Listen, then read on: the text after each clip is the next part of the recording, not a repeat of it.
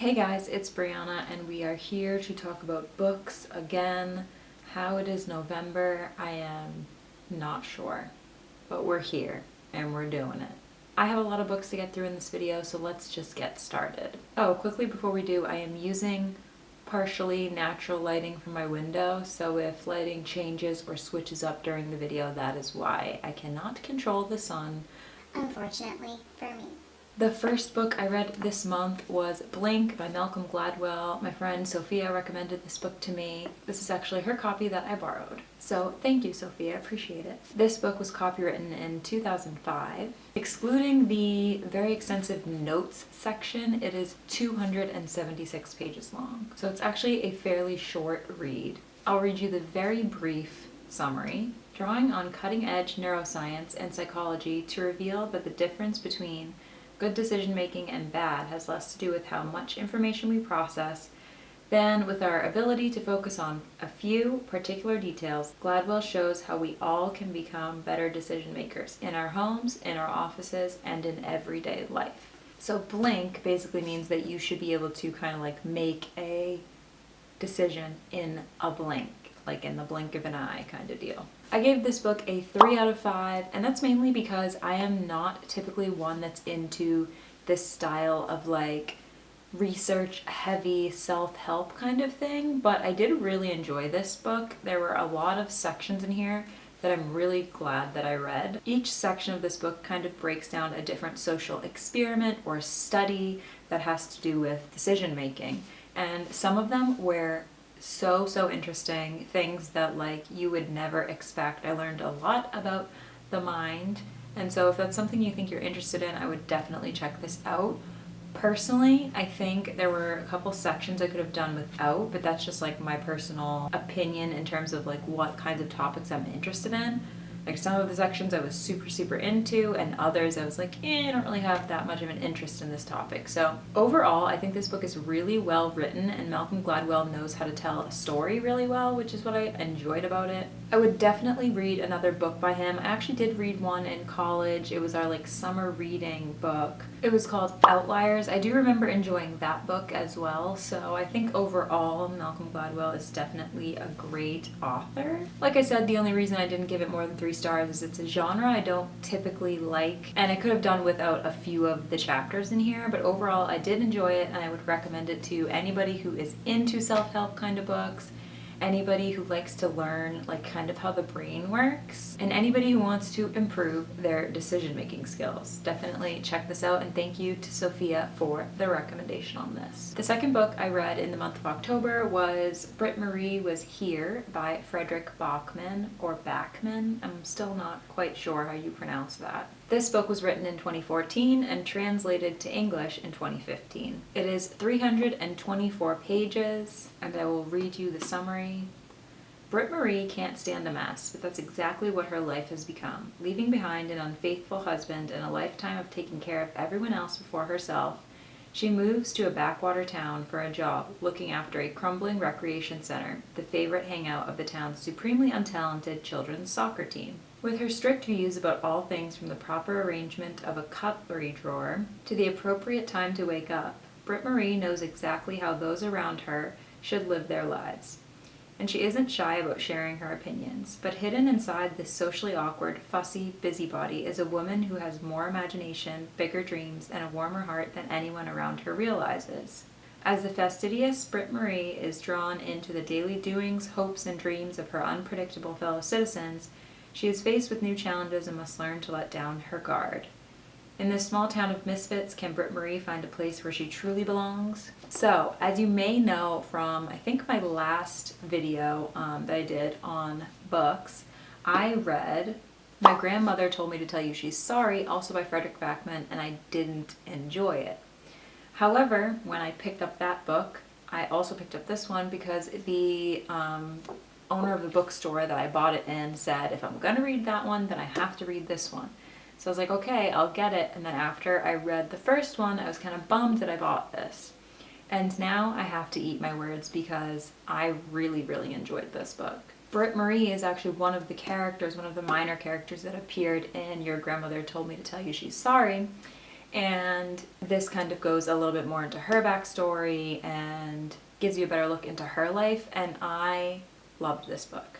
I gave it 4 out of 5 stars. I think the only reason I wouldn't give it 5 is it was a little bit in the beginning, harder to get into, and it took me a bit to get hooked, but once I got hooked, I read this super quickly. It was one of those books you don't want to put down, and I really enjoyed Britt-Marie as a main character. I would say this book is very like heartwarming and is also really, really good at giving you a look like behind the curtain into a character's life. It did a really good job of capturing Britt-Marie as a character overall. So I do have to apologize to Fredrik Backman for saying that I wasn't excited to read this, because I absolutely loved this and I didn't like the first book. So if you're going to read any of them, I would say pick up this one. You don't have to read the other book in order to read this one. You can read it on its own as well. I would recommend this to anyone who has read any of Fredrik Backman's other books, because it is in his very specific style that he writes in. So if you've enjoyed anything else by him, I would say to check this out.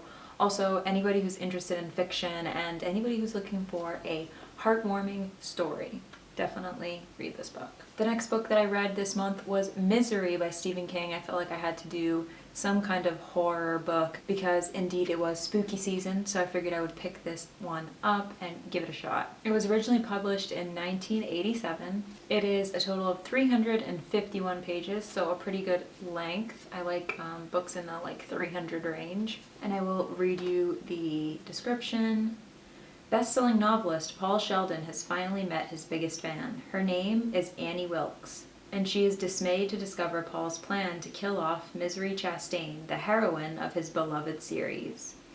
Annie is more than a rabid reader. She is Paul's nurse, tending to his shattered body after an automobile accident. She is also his captor, imprisoning him in her isolated house where no one knows he is. Annie wants Paul to write his greatest work just for her. She has a lot of ways to spur him on.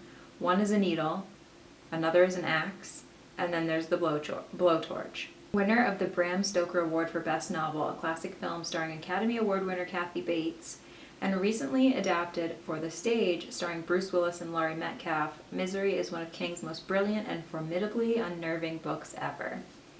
I would say this is the most disturbing Stephen King book that I have ever read, and for that I have to give it 4 out of 5 stars because I really enjoyed it. You get what you are looking for when you read this book. You are getting horror, you are getting like creepy nails on a chalkboard feeling the entire time you read it.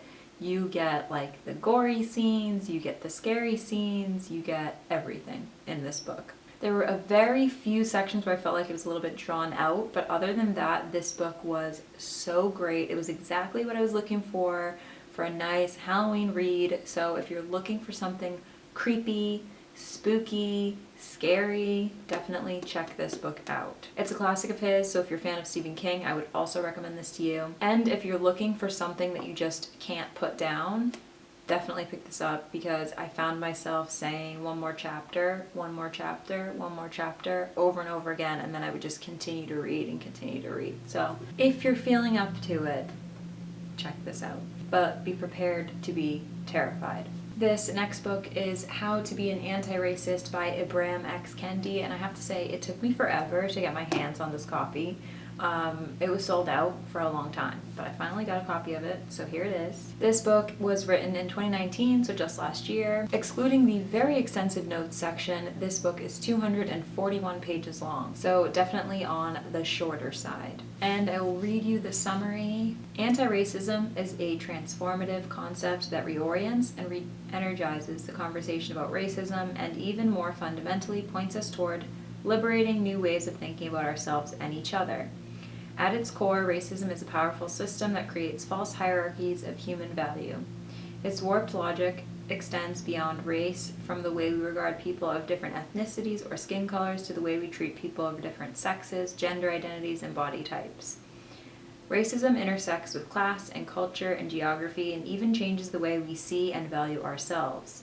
In How to Be an Anti-Racist, Kendi takes readers through a widening circle of anti-racist ideas, from the most basic concepts to visionary possibilities. That will help readers see all forms of racism clearly, understand their poisonous consequences, and work to oppose them in our systems and in ourselves. Kendi weaves an electrifying combination of ethics, history, law, and science with his own personal story of awakening to anti-racism. This is an essential work for anyone who wants to go beyond the awareness of racism to the next step, contributing to the formation of a just and equitable society. Out of 5, I would give this like 3.5 stars. I think it was very, very well written, and it's definitely a great book. It does a really great job at tackling anti-racism over a broad variety of topics. I think that's one of the reasons, though, that I had to dock it down a little bit from 5 stars, just because it seemed almost like it was jumping around a lot. Like every single chapter was about anti-racism and a specific topic. And so I almost felt like it could have been like a book for every single chapter. And I know the point of this is just to start the discussion, but at the same time I felt like it was a lot of all of this terminology and things you're learning in one chapter, and then you get to another chapter and it's like, okay, let me start again and relearn new terminology and all this stuff. So I think it almost was just like a lot to take in at once. But again, it's very well written and definitely a good starting place, I think, for anyone who's interested in anti-racism. And again, like I mentioned with Blank, I typically tend to stay in the fiction genre. So this is not a genre I would normally pick up, and it's not a genre that I typically enjoy, but I did like the way that Ibram weaved in his own personal stories and was able to reflect on his own self-experience and kind of weave it in and make it a little bit more of a story and not just explaining history and facts. I'm really bad at like dates and names and historical significance and things like that. I connect more with personal stories personally. So I like that he kind of gave both sides to it. I wish there were a little bit more of the personal stories and it read more like a story than it did like a history book, but I understand why it needs to at the same time. So that's why I gave it 3.5 stars, but I would definitely recommend this to anyone who is interested in history or wants to learn about anti-racism and kind of like get their foot in the door with learning about the Black Lives Matter movement and just how racism is intertwined with basically everything in our society. Realistically, I think that everybody should probably read this book. And last but not least, I read another Fredrik Backman book, A Man Called Ove, and I think this is the book he's most known for. This was written in 2012 and translated to English in 2014. And it is 337 pages long, and I will read the summary. At first sight, Ove is almost certainly the grumpiest man you will ever meet, a curmudgeon with staunch principles, strict routines, and a short fuse. People think him bitter, and he thinks himself surrounded by idiots. Ove's well-ordered, solitary world gets a shake-up one November morning with the appearance of new neighbors, a chatty young couple and their 2 boisterous daughters, who announce their arrival by accidentally flattening Ove's mailbox with their U-Haul. What follows is a heartwarming tale of unkempt cats, unlikely friendships, and a community's unexpected reassessment of the one person they thought they had all figured out. A word-of-mouth bestseller that has caused a sensation around the world, Fredrik Backman's irresistible novel about the angry old man next door is an uplifting exploration of the unreliability of first impressions and a gentle reminder that life is sweeter when it is shared with other people.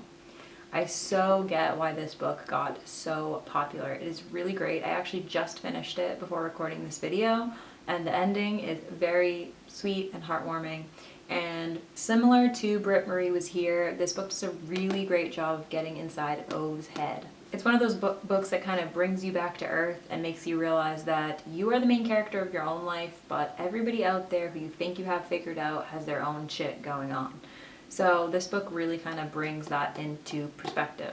I think that pretty much anyone who picked this up would enjoy it. I think people, especially who are looking for a book that's easy to read because it has a lot of very short chapters, which I love because it makes it easier to just breeze through it. Anybody who's looking for a heartwarming story similar to Britt-Marie Was Here, and anybody who has read any of Fredrik Backman's other books, I think they would probably enjoy this a lot. But again, like I said, I think pretty much anybody who enjoys fiction would probably like this book. And I have to say that Ove is probably one of my favorite characters that I've ever come across in a book, so that's saying something. I don't know if I said it before, but I gave this 4 out of 5 stars. And just a sneak peek at what I will be reading in the month of November. The first book I'm going to read is called Clap When You Land, so excited to check this out. I was intrigued by the cover, and I think I've seen it on Instagram a couple times, so I decided to check it out. So I'll be reading this at the start of November. And those are all the books I have for you. Let me know in the comments below if you've read anything that I mentioned in this video, what you've been loving lately, or anything you're going to check out after hearing this review. I hope you enjoyed it, and if you haven't already, make sure you hit that like button down below. That helps me out a lot. And I will catch you next time. Bye.